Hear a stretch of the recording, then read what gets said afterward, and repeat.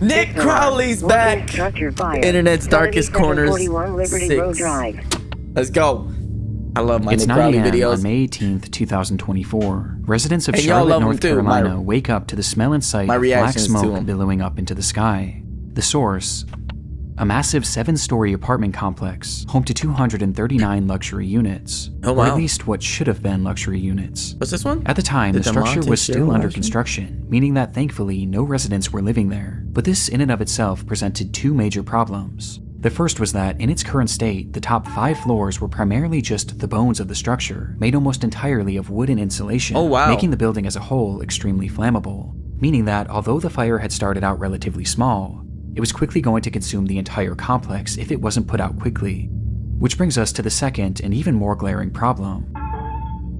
The building was actively under construction when the fire started, and that Oh. morning 17 construction workers had clocked in, all of whom were now in grave danger. And by the time the firefighters arrived on the scene, Holy the situation was already dire.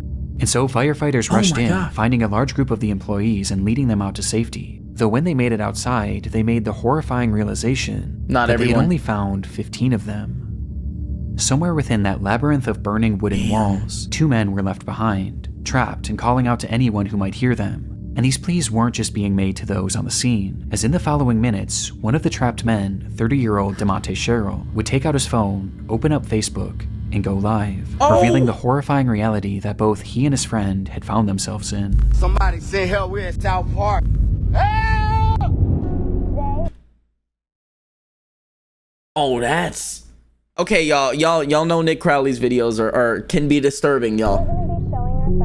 I know you love when I know y'all love when I react to these Nick Crowley videos, but y'all know it can be disturbing. You know what I'm saying? I love these videos. They're intriguing to me, but they are disturbing. If I say disturbing one more time, let me stop. That's great. Yo, I'm at South Park right now. At work, the building on fire, and I can't get out. The stream showed DeMonte Sherrill and his friend Ruben Holmes somewhere deep within the prospective apartment complex, and though the fire hadn't yet reached them, the smoke certainly had, blanketing them in a thick impenetrable fog, not only making breathing extremely difficult, but also making it nearly impossible for rescuers to see them. It's getting harder and harder for them to see us. We're gonna have to stand out here and see.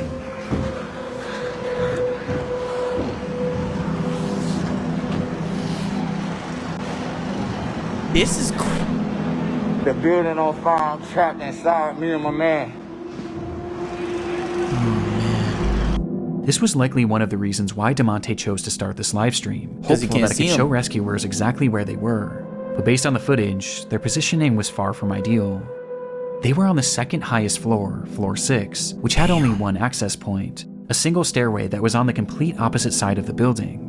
And based on their testimony in the footage, something had clearly blocked their path to that one remaining exit, meaning that the only other way out would be to jump. Oh Though my at 6 God. stories in the air, and falling into what would likely be the heart of the fire, this would have meant certain death. There was Oh quite my- literally nowhere for them to go. Rescue was their only hope.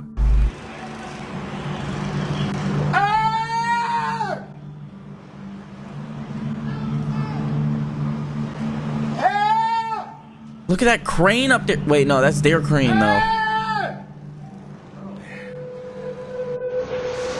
Yo, this building is on fire. I'm at work. Somebody send help. We're in South Park. This is Seemingly sad. realizing this, DeMonte began to grow more desperate, yelling out into the void of smoke, while Ruben can be seen in the background waving his phone flashlight, with That's not both gonna men work. doing anything they could to help rescuers find them. Before... Help! Oh my God, please tell me this shit doesn't collapse. the stream abruptly ends. Rescuers were aware of the unfolding situation on the 6th story. They first tried to reach the men by using a massive crane with a basket attached, That's which what can I actually be thought. seen in DeMonte's livestream. Yeah. Though in it, you can see that it's also facing the complete wrong direction, as the smoke was just that impenetrable. However, at one point, it's believed that the crane operator did actually see these men, but the blaze was just too extreme, leading to the operator himself having to be rescued. This left only one real option for saving DeMonte and Ruben. They were going to have to go in after them. And so they climbed that stairway up to floor 6 and started their trek to the opposite end of the structure. Oh, wow. But before they could even make it halfway, the rescuers were relegated to a slow crawl as the inferno around them raged more and more intensely, and the smoke grew thicker and thicker. Though that's when they began to hear screaming. Somewhere lost in that maze, Ruben and DeMonte were yelling as loud as they could for help. This sound was a sign that they were getting close. Though just then, rescuers would be met with another sound. All companies working 7741 Liberty Road Drive, evacuate structure, per command. All companies working 7741 Liberty Road Drive, evacuate structure. Command all companies, this will be defensive at this time. We'll be ready for this side to collapse. Damn it! I just said that, bro. This shit collapsed on him. Oh my god. Everybody get out of the collapse zone. Confirming you are coming out, but you're not out of the building. With the order being made for all of them to evacuate, as by this point, the structure was engulfed in flames, and a collapse was imminent. Oh my god. The firefighters tried to call out to the two in one last attempt to guide them towards rescue, but they never came. In fact, at that point, the structure fell eerily silent. They They died. would leave that structure without DeMonte or Ruben, and minutes later, the fire consumed the entire building, with the temperature inside reaching 2,000 degrees Fahrenheit. Oh Before- my god. Oh. It collapsed. Oh shit. It would eventually topple to the ground. And inside, DeMonte and Ruben would become the sole fatalities of this catastrophe. God damn. Yo, I'm at South Park right now. At work, the building on fire, and I can't get out. It's getting harder and harder for them. Damn, DeMonte. Knowing how this story It's not ends his would make fault. this live stream difficult for anyone to watch. But what I find most upsetting about it is that the majority of those who initially watched this were his own friends and family that followed him on Facebook, with these viewers including his own mother. And a lot of them probably had no idea he even worked this job, as he had just been hired that week. His brother had also caught the stream as it was happening, Oh my gosh, he just started that week? and actually rushed over to the scene where he pleaded with the firefighters to watch the footage. This man screamed for help on live. But despite doing the best they could, there was just too much working against them to save DeMonte and Ruben. Following an investigation into the fire, it was discovered that the crew was using an organic foam insulation, which was known to be extremely flammable and my produce gosh. thick black smoke. And this became deadly when the machine used to spray that insulation caught fire, Oh my. sending the whole building up in flames, where they had yet to install any sort of smoke detector or alarm system to alert the crew of a fire.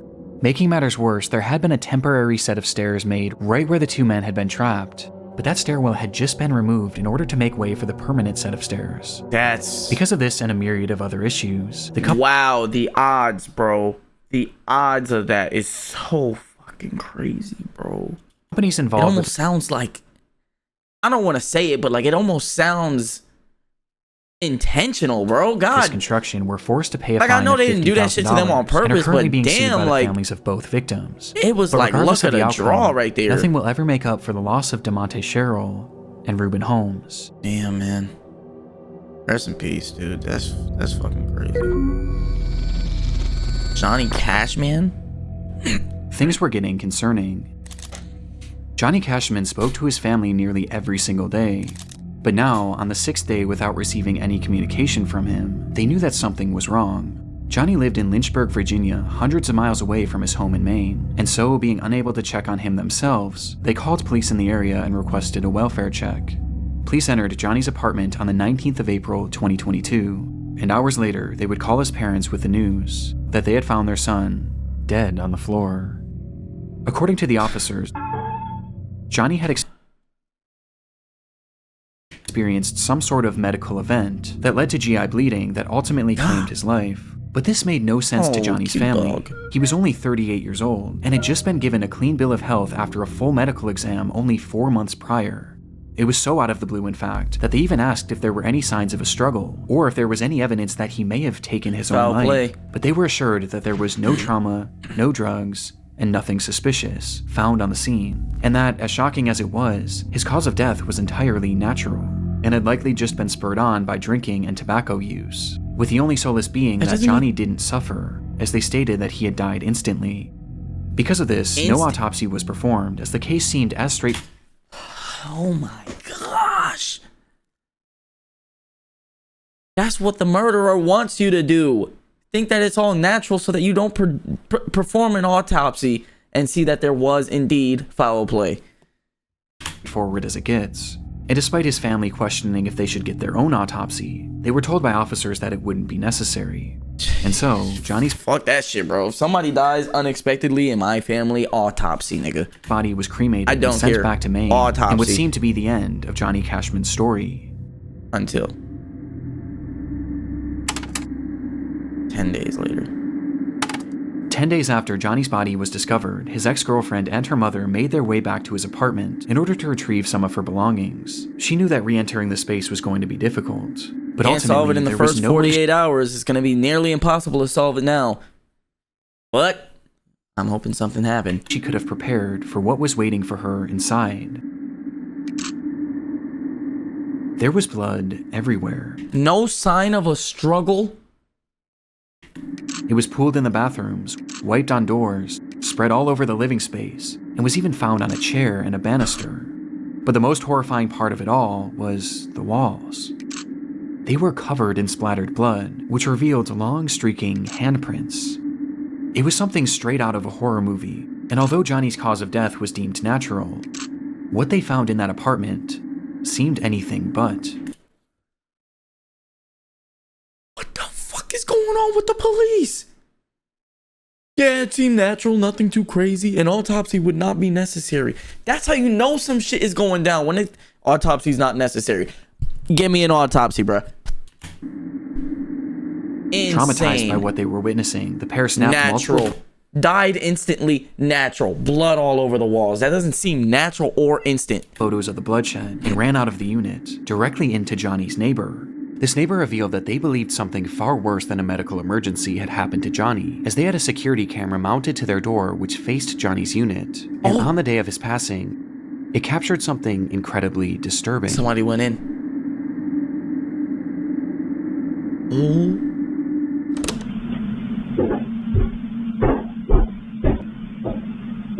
Okay, that's Johnny. The footage shows Johnny making his way up the flight of stairs leading to his apartment at around 3:03 p.m.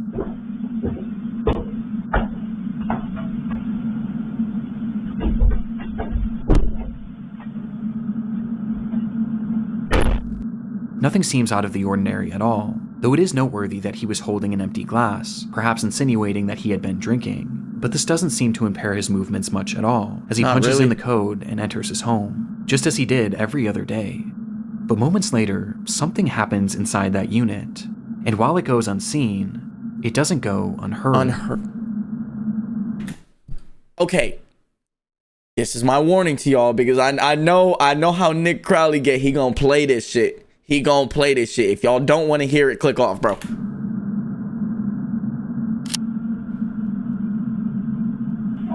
What the fuck? What are you doing? Yo, what the fuck, dude? What are you doing, man?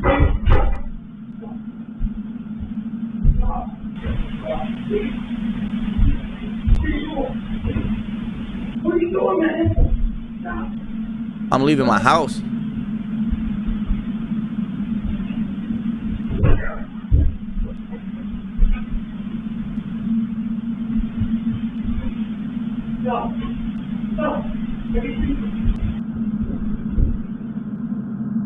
The audio seems to depict a man yelling, okay, that wasn't as bad as I thought it was gonna be. Asking repeatedly, "What are you doing?" and begging for something to stop. On top of this, you can also hear loud thuds and banging.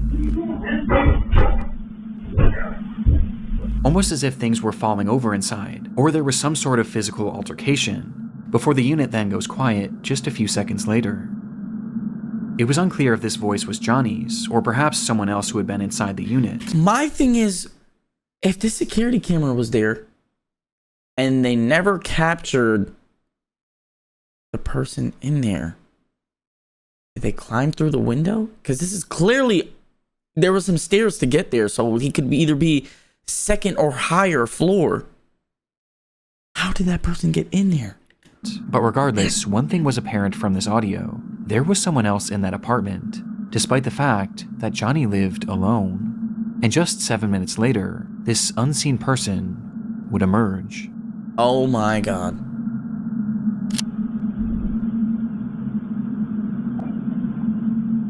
Oh, how much more cliche can you be, bro? A black leather jacket, bro?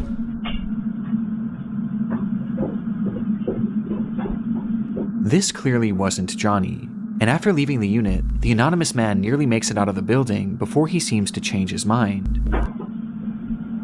Look up at that camera. Make a mistake, nigga. Make a mistake. Turning around and walking back up the stairs before fiddling with the door handle, touching it only with his sleeve, like he was wiping off his fingerprints.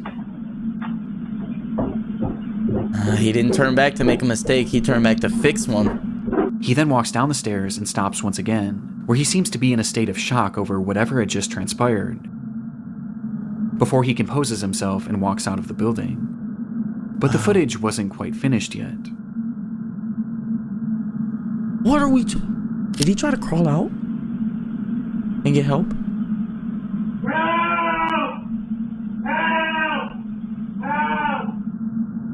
Just 1 minute later, you can hear Johnny shouting for help from inside the apartment, to which moments after, he stops, and no further sound or activity would come from Johnny's unit until police arrived 5 days later. The footage and the scene at the apartment seemed to contradict what Johnny's family had been told about his death. The blood all over made it obvious. What did they think that that his family wasn't gonna go to his apartment to get his shit? Who the fuck said this was natural causes after walking in that shit and seeing that? Insane. That Johnny's death had not happened in an instant. And this, coupled by the presence of this unknown man who was clearly distraught and wiping off his fingerprints, as well as the sound of the apparent struggle inside, seemed to point towards something much more sinister than what was initially conveyed to the family. But even with this footage, police still believed that Johnny's death was due to a medical emergency, as they quickly changed their initial story, saying that the blood spread was due to uncontrollable vomiting, and that Johnny had in fact likely suffered, at least for a short while. But this medical emergency wasn't elaborated on, as they didn't truly know what caused it, as no autopsy was ever performed, nor could one ever be performed, as by this point, Johnny was already cremated.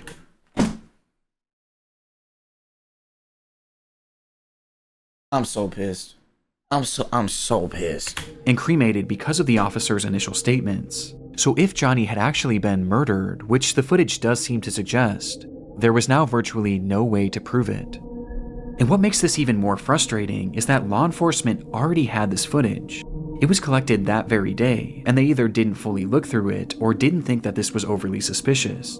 But everyone else surely did. And soon, how do you, as a police officer, not think that blood all over the walls, all over the floors, and then a video tape, and by what Nick Crowley said, maybe they didn't watch it, but if they did, a videotape showing a suspicious guy walking out moments later doesn't raise any flags? Oh my, like, bro, who are they hiring, dude? Video began making the rounds online, leading to one glaring question being asked. Who is this man? As no one in Johnny's life recognized him. Well, it wouldn't be until May 11th that investigators would finally ID him as Stephen Church. And upon being questioned, he revealed that he had moved to Lynchburg for work, but the opportunity he had lined up fell through shortly after he arrived, leaving him with no money and without a place to stay, which is when he met Johnny, who offered to let him crash on his couch. He supposedly stayed with Johnny for 3 days, and described Johnny as an alcoholic who drank constantly, including on that fateful day. When Johnny arrived home, Stephen claims that he started drunkenly yelling at him about paying rent, which led to the two getting into a verbal altercation, but he insisted that this altercation never turned physical, and that he left immediately after, to which he quickly went back to clean his prints because he was afraid that Johnny would try and have him arrested for squatting. And having already racked up 2 felonies in his life, Stephen was paranoid about going back to jail. But when Stephen was leaving, he did mention seeing Johnny hunched over the toilet as if he were going to vomit, but he claims to have left before this so-called medical emergency started, This is the Bullshit. gist of Steven's account from that day, but the problem is, it doesn't really match up with what we're hearing in the video. Exactly. What the fuck? Stop. What you doing? Yo, what the fuck, dude? From the footage, we can hear everything going on in that unit, but at no point do we hear any sort of an argument, nor do we hear anything about rent, with the phrases lending themselves more to a physical struggle rather than a verbal one. In fact, the whole time it appears that we're only hearing one voice. Johnny. But there is an exception.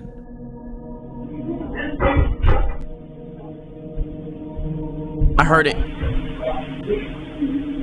I can't. To my knowledge, it's never been conclusively determined whose voice is who in the recording, and either scenario paints a far different picture of what may have happened inside that room.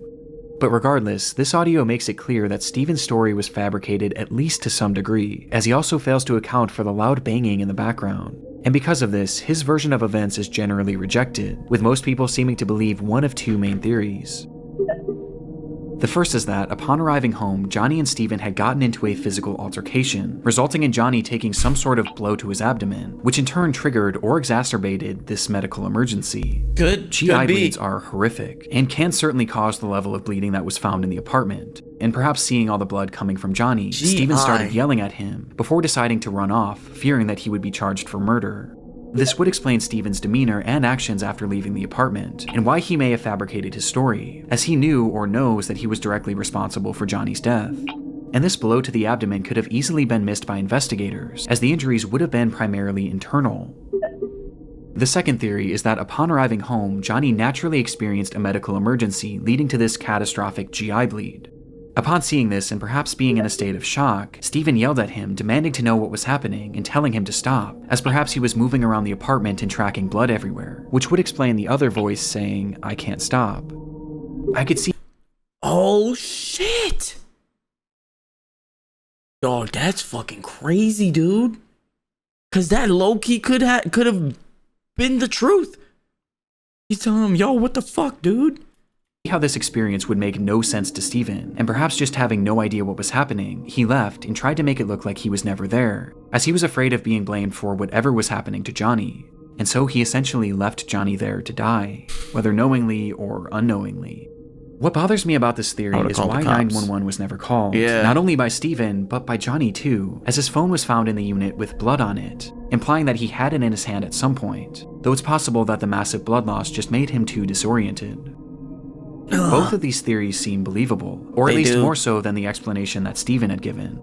However, in October of 2022, Johnny's case would officially be closed for good, with Steven being cleared of any wrongdoing, as Johnny's death was labeled the same way that it always has been, a medical emergency that couldn't be further elaborated on, with the most relevant evidence being that Steven's shoe prints were not found in the blood, but Johnny's were, implying that he had not been part of the struggle.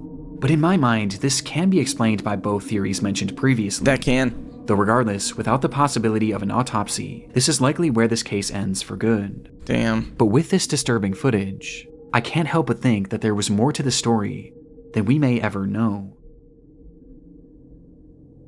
Damn, bruh. TikTokers find a body? It was around 7:30 Seattle? a.m. on a warm July morning back in 2019. 17-year-olds Bethany Martin and a 16-year-old friend decide to walk to a gas station near their home in San Antonio, Texas. And as the two of them made their way down the road, their path brought them parallel to a drainage ditch, which was often filled with various trash and other discarded material. But on this day, something far more interesting caught their eye.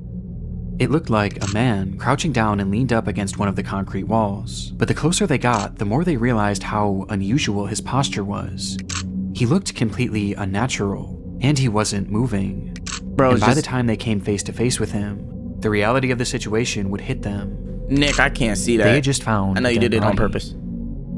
This discovery was enough to traumatize anyone, especially two teenagers, and upon calling the police and being sent on their way, Bethany and her friend would make the long walk back home contemplating what to do next, before they eventually landed on the idea of sharing their experience with the world.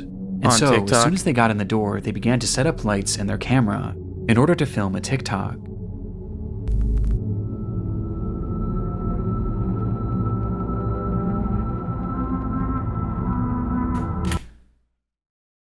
Bro, what? This TikTok culture is crazy, bro. You set up a camera,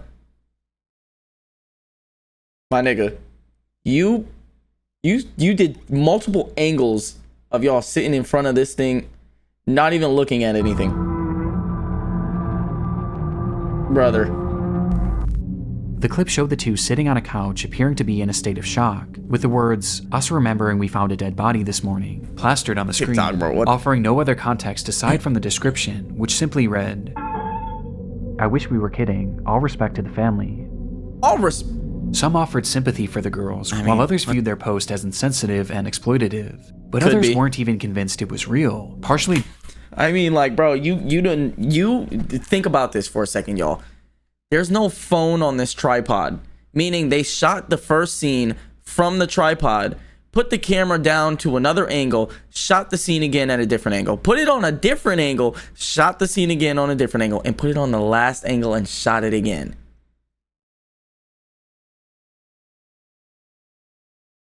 This could have been a simple one angle shot. Like, bro, what? due to this glaring lack of context. I mean, But any doubt of this post's legitimacy would be quickly they're thwarted little girls, by a bro, it's discovery fine. made not even one it's full not day fine, later, but like they're little as it was girls, revealed and they're that not this thinking about recording that. hadn't actually been the only video that these two girls had made on that fateful day. On their walk to the gas station, the girls had stumbled across the body of 25-year-old Marcus Adams, with the young man having seemingly perished earlier that morning, with it being apparent that he had taken his own life. But upon finding Marcus, the girls weren't actually overwhelmed with sadness or even shock, as instead, their focus immediately went to something far different, as something on the man's body had caught their attention. His necklace. The girls really liked it. In fact, the unnamed 16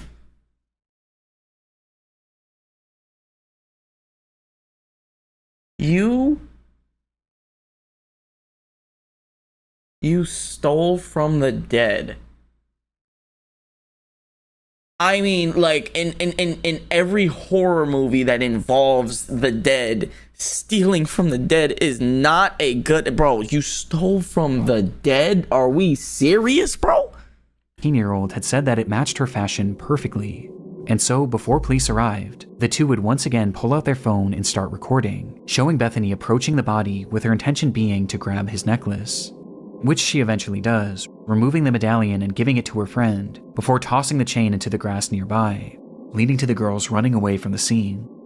The 16-year-old would then post that video onto her Snapchat story, for all of her close friends to see.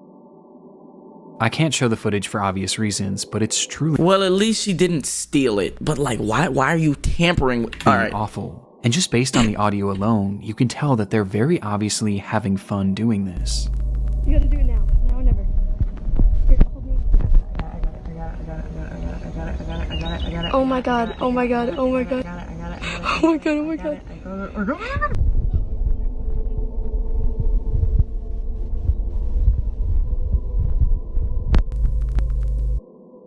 There's something so uniquely disturbing about it. It's clear that upon finding the body, there was no real emotional impact on them, at least none that outweighed their desire to steal from it. And as if Literally. stealing from this man who had just taken his own life and posting it for all their friends to see as if it were a joke wasn't horrible enough, they then immediately posted this other So they video did to steal it. TikTok in an attempt to garner He said sympathy. they threw it in the grass. He said they threw it in the grass. Technically, they didn't steal it, but, like, at the same time, they did. It's truly awful, and made even more appalling by reports that claim that the 16-year-old had She actually was wearing it. Oh my god, she did steal it. Oh.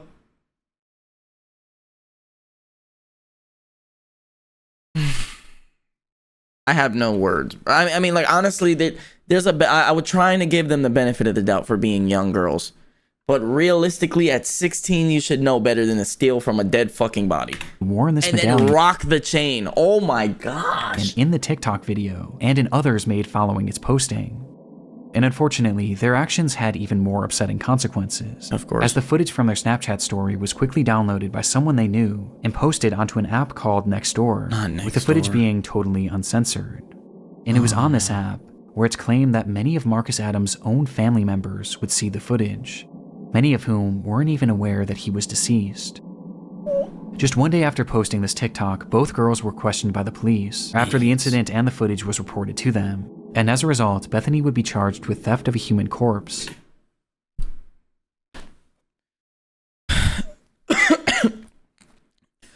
not only is it bad morally to steal from a dead person, it is also illegal. But would ultimately avoid any serious jail time. Of Meanwhile, course. the 16-year-old's name and charges were never publicly released, but we do know that the medallion was returned to the family. How old is Bethany? Perhaps- If I'm remembering this correctly, he said she was 19, which means she should have fucking definitely knew better than to do that dumb shit. It's unsurprisingly, Also, why are you Bethany hanging out with a 16-year-old? would later come back to her TikTok page shortly after her brother. arrest and share her side of the story, where she gave a less than half-hearted apology, while also claiming to be the victim, saying that her friend had pressured her to steal from Marcus, as well as pressured her into making that TikTok in the first place, because she thought it would be a hit. Though obviously this didn't go over well. Yeah, of course. Janelle Matthews. Janelle. On December 20th, 1984, 12-year-old Janelle Not a Matthews kid. disappeared from her home in Greeley, Colorado in the evening hours. When was this? I need to stop doing that. Earlier that day, she had sung at a Christmas concert with her school's choir, which her parents were unable to attend, as her mother was out of town and her father had gone to her sister's basketball game nearby, leading to Janelle catching a ride home with a friend, being dropped off at her house sometime around 8:15, where she excitedly spoke to her father on the phone, letting him know that she had arrived home safe and sound. Approximately 1 hour later, her father, Jim Matthews, pulled into the driveway to find the garage door wide open, and the house completely empty. Janelle was gone, leaving behind her winter coat and even her shoes, despite Wow. it being a frigid, snowy night. And it was within that snow that was quickly piling up that lie one of the only real clues left behind at the scene.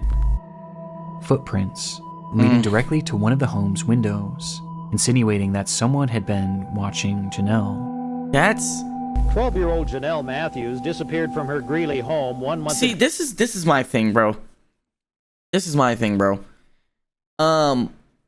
I know in some states it's not required your child be a certain age to be left alone. But when I was a young kid, bro, I was not left alone at the house till I was like 13 through 16. I can't remember if it was 13 or 16, but like my mom would not leave me at the house alone. And I know it's different because she's a little girl, but like, bro, I don't know, man. For me, bro, I would not leave my kid alone at the house until they were like old enough, or I taught them self-defense. I don't know. ago today. It's believed She was she's 12, the victim of bro. a kidnapping. She has not been seen or heard from since December 20th. Her disappearance became a big news story almost immediately, with the whole community and really the whole country becoming invested in the fate of this girl, thanks in large part to her being one of the very first milk carton kids, meaning that her face and information about her disappearance was shown on countless milk 1984. cartons all across the country to get the word out. And as a result, this case became huge in the mainstream media, as even politicians began to make note of Janelle's story, with then-President Ronald Reagan mentioning the girl in one of his speeches. I learned about Janelle Matthews of Greeley, Colorado, 5 days before Christmas. Janelle disappeared from her home. Though even with this publicity, this didn't necessarily guarantee results, and soon months would turn to years, and eventually to decades. Whoa! And all the while, what the heck just happened? Months would turn to years, and eventually to decades. And all the while, Janelle's whereabouts remained a complete mystery. Eventually, the rise of the internet would start to play a key role in this case, where even in the late 2010s, over 3 decades after she had vanished, her case was still being shared and still being discussed, Wow. just as it had been 3 decades prior, with it still being a point of contention for Is she still politicians, alive? even as recently as 2019. When a man running for governor of Idaho mentioned her disappearance in a Facebook post, 35 full years later. Regardless of Janelle's whereabouts, her case was still very much alive, as the world, and especially Janelle's parents, were haunted by the question, what happened to Janelle Matthews? But sure enough, in late 2019, they would finally get their answer. Oh no. Alive, found please. in Weld County earlier this week appeared to bring an end to a 3-decade-long search for a missing 12-year-old girl. His The demeanor, Greeley I already know she's dead. Tribune is reporting they are those of Janelle Matthews. On Tuesday, July 23rd, 2019, Remains? at roughly 4:50 p.m., a crew had been digging in an isolated field in Weld County, Colorado, in order to install a new pipeline, when they would uncover the decayed remains of a little girl. It was Janelle. still wearing those clothes that she had worn to her recital, meaning she had likely died the very day she disappeared, having been killed by a single gunshot wound to the head. What the fuck did bro, what did a 12-year-old do to warrant that from you, bro? Whoever the hell did this to her. Jonelle Matthews had been murdered in cold blood, and almost immediately upon finding her body, the police would also zero in on their suspect. The man's name was Stephen Pankey, and at the time of Jonelle's disappearance, he had been living in the same general area in Colorado. Isn't this the same picture of this? Isn't this the picture of the same guy that said something about his son? No. But by 2019, Stephen had long since fled the area, as after the crime, he would eventually pack up seemingly out of the blue and move to Idaho, where when Jonelle's body was discovered, he just so happened to be running for governor.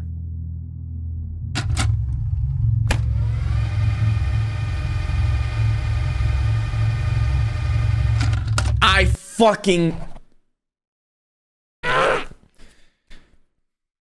Paying attention, man.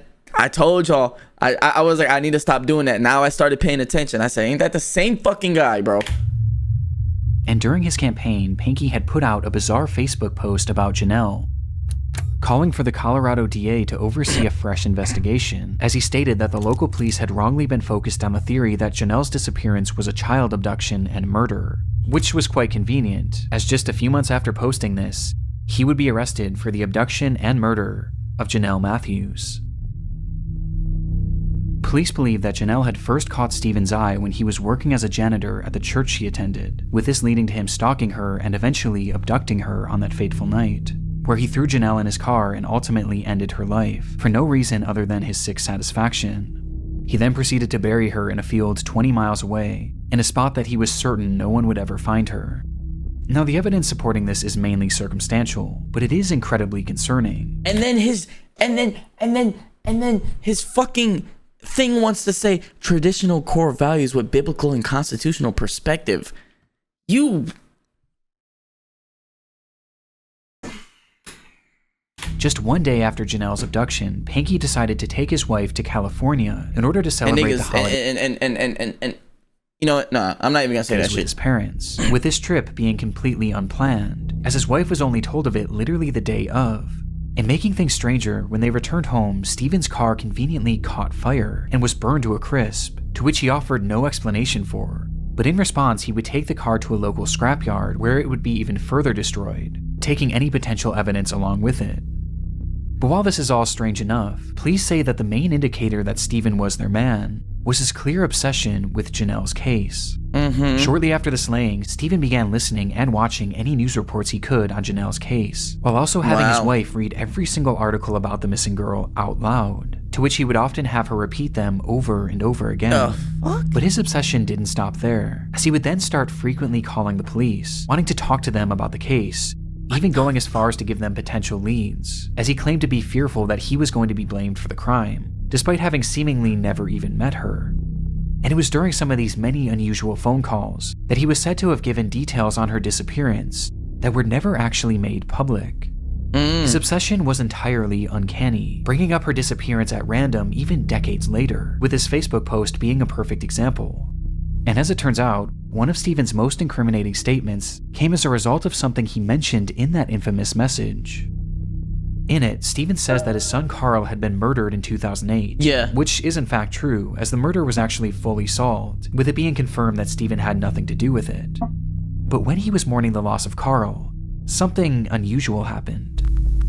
His now ex-wife recalled that following Carl's death, Pankey never once cried, until the day before his memorial service, where she watched him from a distance walk up to their son's urn and begin to sob, eventually blurting out, "I hope God didn't allow this to happen because of Jonelle Matthews."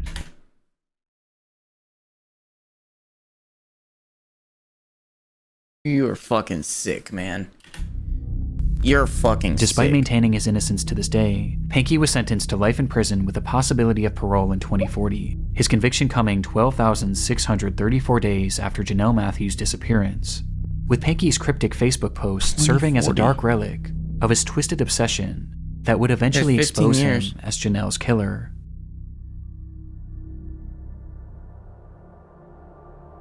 Wow. I want to give a massive shout out to my buddy Ryan, aka Nexpo. A lot of you already know this, but Ryan is a really good friend of mine, and I'm super proud of him because he just released his very own podcast called Late Nights with Nexpo. Ryan's all about immersive and atmospheric storytelling, covering... Wait a minute. You got another homie doing this shit with you? Ooh, I might have to watch this shit because I see the Schoolboy 9 shit right here. And I know y'all fucked with my Schoolboy 9 reaction. Oh, I'm probably gonna have to come in and watch this nigga shit too. Dark and bizarre mysteries and rabbit holes, which obviously we all love here. And this podcast really captures his style so well, as it's basically like a Nexpo video just in audio form. And he's releasing episodes every single week, which makes up for his abysmal upload schedule. Okay, I guess I'm not really one to talk. It's yeah, really I was about to say, bro, don't do that shit, Nick. I've been waiting a month for this fucking video, bro. And it's exclusive content on top of what he's already making. And if you like my channel and if you like the Nexpo channel, then you will definitely love this podcast. So check out Late Nights with Nexpo wherever you get your podcast from. And be on the lookout for new episodes every single Wednesday. And as always, thank you so much for watching. Shout out Nick, bro. Shout out Nick Crowley shouting his friend out, bro. W-Mans. Hey, man, this Nick, yo, this shit is crazy. Well, Nick, I guess I'll see you next month, bro. Oh, man.